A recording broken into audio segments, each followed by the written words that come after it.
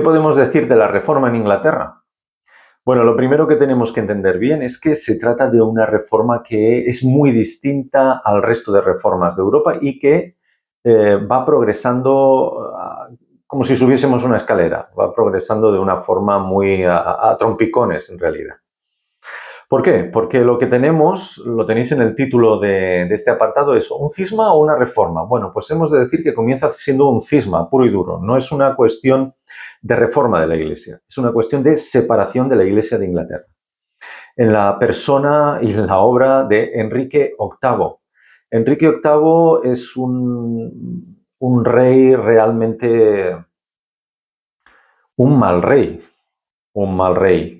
Es un personaje que no tiene despótico, es un personaje que tiene una comprensión, si es que tiene alguna comprensión del Evangelio realmente básica y desde luego no muestra ningún tipo de comportamiento cristiano.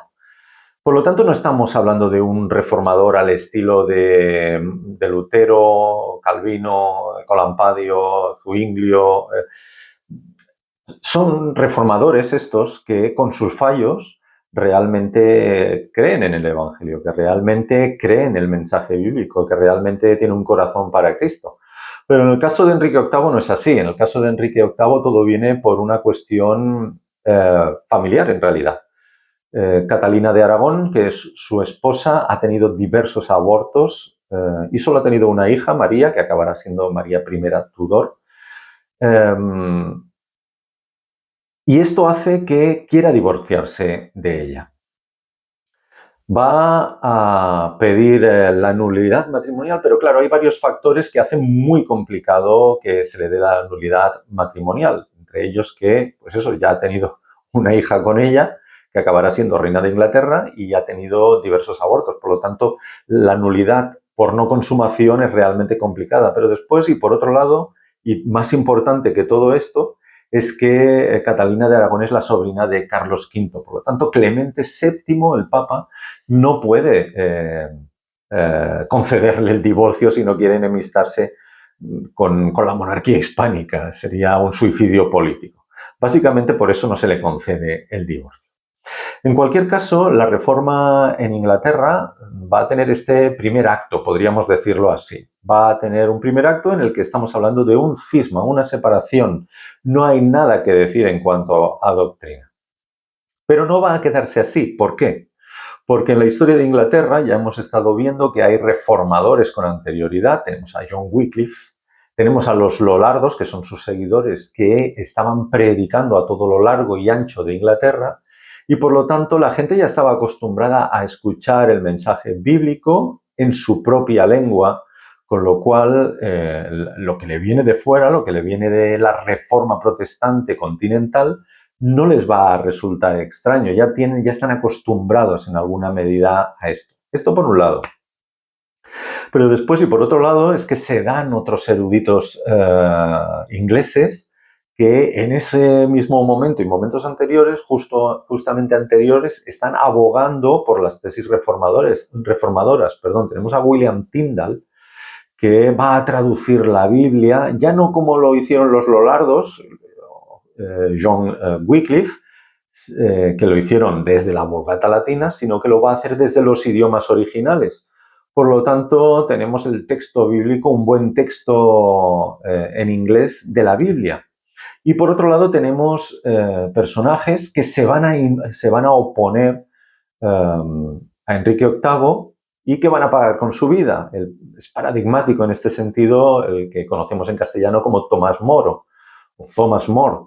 Va a decirle a Enrique VIII, no es legítimo que te divorcies, y va a pagar con la vida, va a ser ejecutado. Tened en cuenta que Enrique VIII, a pesar de no comprender el Evangelio, sí que de alguna manera piensa que Dios rige la vida y los destinos. Su gran deseo, como el del resto de monarcas europeos, es tener un descendiente varón y no lo consigue con Catalina. Así que hay una cuestión de moral, hay una cuestión de adulterio en realidad, y es que Enrique VIII ya quiere casarse con Ana Bolena. De hecho, cuando se case con Ana Bolena, ella ya está embarazada se había casado con ella en secreto anteriormente, estaba todo cogido con pinzas para entendernos, ¿vale? Pero entiende que no está teniendo hijos con Catalina, fijaos su comprensión del mensaje bíblico. No tenía hijos con Catalina, según él, porque como Catalina había sido la esposa del hermano de Enrique, de Arturo, caía sobre él una maldición bíblica. Bueno, realmente curioso, realmente pobre en cuanto a su comprensión. No pensemos tampoco que es una cuestión simplemente de pecado, que lo había y mucho, porque en realidad Ana Bolena va a acabar como va a acabar, a pesar de dar un descendiente como lo va a ser María para el trono de Escocia. En cualquier caso, vemos que son cuestiones políticas las que van a independizar la Iglesia de Inglaterra. Ahora bien, una vez la Iglesia de Inglaterra es independiente, no va a quedarse así, sino que ya en vida de Enrique VIII las tesis reformadoras están ahí, están hirviendo dentro de la olla, pero cuando llegue Eduardo VI se va a imponer o va a empezar a imponerse, mejor dicho, porque como os he comentado al principio, tenemos que ir gradualmente viendo esta historia. Con Eduardo VI ya comienza a haber una reforma dentro de la Iglesia de Inglaterra en cuanto a doctrina. Ahora sí, empieza a haber una reforma en cuanto a doctrina. Por lo tanto, ya no solo hablamos de cisma, sino que hablamos de reforma. Veremos que el producto final es raro.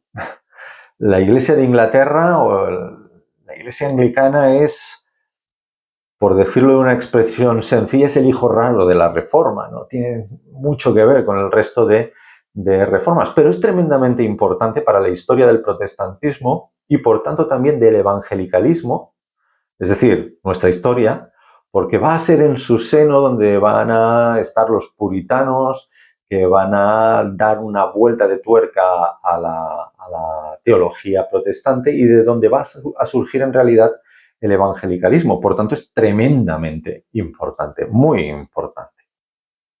En cualquier caso, y como os decía, con Eduardo VI ya hay tendencias a la reforma doctrinal, habían comenzado antes, pero aquí ya hay tendencias a la reforma doctrinal, pero van a quedar truncadas por la llegada al trono de María Tudor, María I Tudor, que es la hija de Catalina de Aragón.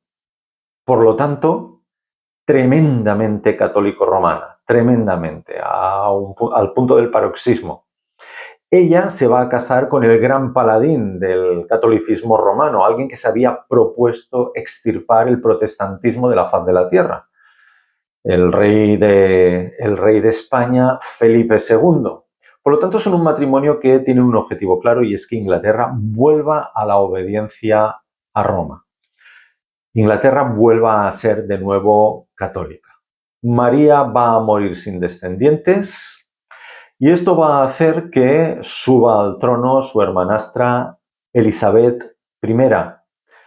Y con ella sí, con ella se consolida el protestantismo en Inglaterra, pero lo va a hacer de esta manera curiosa. Si en Escocia nos acordamos que el protestantismo es de corte calvinista y presbiteriano, en Inglaterra el protestantismo va a ser de corte calvinista o reformado, pero con una estructura prácticamente calcada a la de la Iglesia de Roma, con la diferencia de que en vez de estar el Papa en la cúspide, está el rey en la cúspide, es la cabeza de la Iglesia de Inglaterra. No deja de ser una cosa realmente curiosa que la Iglesia de Inglaterra tenga como máximo representante a reyes como el actual rey, por ejemplo, el rey Carlos, que, bueno, tienen, siguiendo la tradición de Enrique VIII, muy probablemente tienen una comprensión realmente pobre del Evangelio. En cualquier caso, se va a imponer la reforma de esta manera, va a ser una reforma de corte calvinista y va a tener una eclesiología tremendamente piramidal.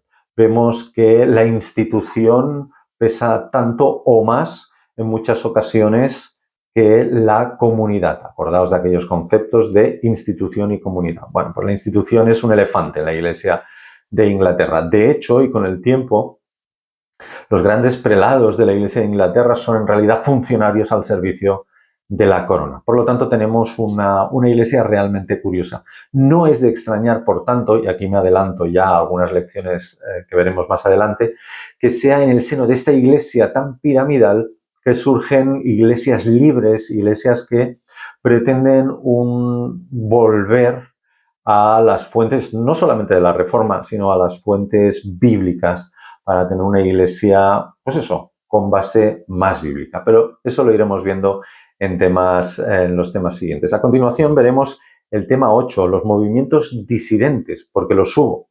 Así que vamos a ver los movimientos de reforma radical dentro de la reforma.